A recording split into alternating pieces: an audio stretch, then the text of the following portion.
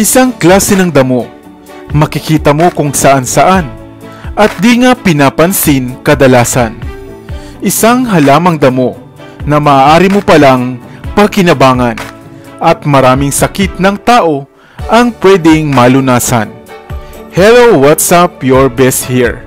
Pamilyar ka rin ba sa damong ito na tinatawag ngang hagunoy? Isang pangkaraniwang halamang damo sa mga probinsya. Subalit, pinuputol at sinusunog lamang dahil nga sa hindi natin batid ang benepisyo nitong taglay. Halika at isa-isahin natin ang mga pwede nitong maging gamit at lunas para sa atin. Pero bago tayo magpatuloy, kung bago ka pa lamang sa ating channel, ay huwag mong kalimutan na pindutin ang subscribe button at ang notification bell upang lagi kang updated sa aking mga bagong uploads. Kilalanin ang halamang ito. Pagmasdang mabuti dahil siguradong nakita mo na nga rin ang damong ito. Ito nga ang pinakapopular na klase ng damo sa mga probinsya. Ito ang halamang damong tinatawag na hagonoy o Chromalena odorata. Nakauri nga ng mga sunflower at karaniwang tumutubo sa Asia, Amerika at Afrika. Kung sakali nga na ikaw ay naninirahan sa mga probinsya, makikita mo ito sa parang, sa mga tabing ilog at sa mga gilid ng daan. Tumataas lamang ang damong ito mula 3 hanggang 10 metro at nagtataglay ng papatusok at edging mga dahon. Masanga ang damong ito at sa bawat dulungan nito ay doon mo makikita ang mga pink pale o mga puti nitong maliliit na bulaklak. Maaaring dumikit nga sa mga damit ang mga tuyo nitong bunga o sumabay sa ihip ng hangin na siya niyang pamamaraan ng dispersal o pagpaparami. Sa nakaraang review ay sinasabing ang maamoy nitong dahon kapag iyong dinurog ay iniilagan nga ng mga lamok. Kung kaya naman, ito nga ay maituturing na isang mosquito repelling plants. Maliban sa pagkain ito ng mga kambing at mga kalabaw, ay batid mo rin ba na pwede mo rin itong kainin? Lalo na nga ang mura o bata nitong mga dahon. Kadalasan itong kinakatas at ang 3 kutsara nitong katas ay maaari mong inumin dahil ito ay epektibong pangtanggal ng iyong mataas na uric acid. Ang pinais o dinikdik naman itong mga dahon ay maaaring itapal sa pigsa, sa pantal at sa mga galos sa balat, sa mga kulibra o maliliit na butlig sa inyong balat. Ang simpleng sipon, ubo at lagnat ay kaya ring lunasan ng damong ito at pinaniniwalaan ngang mahusay din itong gamot sa kidney at sa mayroong diabetes. Kaya bago mo putulin ang mga damong ito, ay pag-isipan mong mabuti. Dahil baka ito na ang lunas na iyong kinakailangan.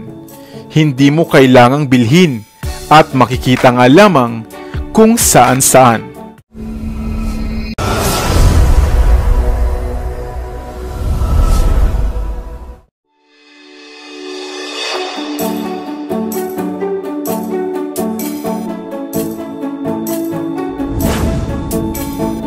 Nakakita ka na ba ng halamang ito? Isang gumagapang na baging at nagtataglay ng mga asul na talulot o bulaklak at bunga na kalintulad ng mga beans. Subalit alam mo ba at siguradong mamamangha ka sapagkat napakaraming bisa at maraming pagkagamitan ng bulaklak na ito. Hello, what's up? Your best here. Sa videong ito ay isa-isahin natin ang mga maaaring gamit at benepisyo sa ating katawan ng bulaklak na ito. Ang Blue Ternate Tea. Ang Blue Ternate Tea o Clitoria Ternate Tea ay tinatawag ring Asian Pigeon Wings, Bluebell Vine, Blue Pea, Butterfly Pea at Kordofan Pea Nakabilang nga sa hanay ng mga Fabaceae. Sa bansang India nga, ito ay tinuturing na isang holy flower. Madalas gamitin sa pagkain ang blue ternate tea bilang food coloring sa mga lutong dessert at minsan naman ay ipiniprito rin. Maaari mo rin itong patuyuin at gawing tsaa o kainin ng sariwa sapagkat ito ay may taglay na tamis at lasa. Kadalasan din itong inihahalo sa alak katulad ng gin at nag-iiba ng kulay kung mahaluan na nga ng ibang mga carbonated drinks. At ang panghuli ay bilang pangkulay sa mga tela. Subalit ano nga ba ang mga benepisyo nito sa ating katawan? Ang bulaklak na ito ay mahusay sa pag-boost ng ating utak o brain health. Ang acetylcholine nitong kemikal ay essential sa pagpapanatili ng masiglang kaisipan. Panlaban din sa cancer ang bulaklak ng Blue Clitoria ternate tea. Ito ay maaaring magtaglay ng mga anti-cancer properties upang ating malabanan ang ilang mga cancer cells. Anti-inflammatory agent din ang bulaklak na ito upang mabawasan ang pananakit ng katawan internally, kagaya ng mga body pain, migraine at pamamaga at pati na rin ang sakit sa ulo. Nakakatulong rin sa pagpapababa ng presyon ng dugo ang pagkonsumo natin ng tsaa buhat sa bulaklak nito. At dahil mayaman nga sa antioxidant ang blue pea flower, ay nakagaganda rin ito ng kutis at ng ating buhok. Kaya nga madalas ay ginagamit na nga itong sangkap sa mga skin products o mga shampoo. At ang pinakamainam nitong gamit ay ang pagpapanatiling normal ng ating blood sugar sa ating mga bloodstreams.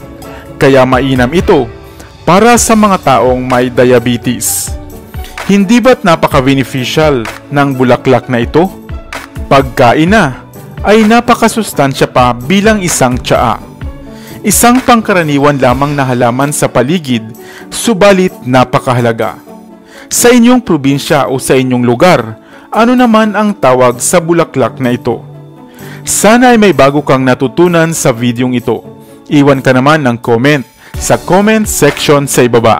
I-like at i-share mo na rin para naman sa kaalaman ng iba.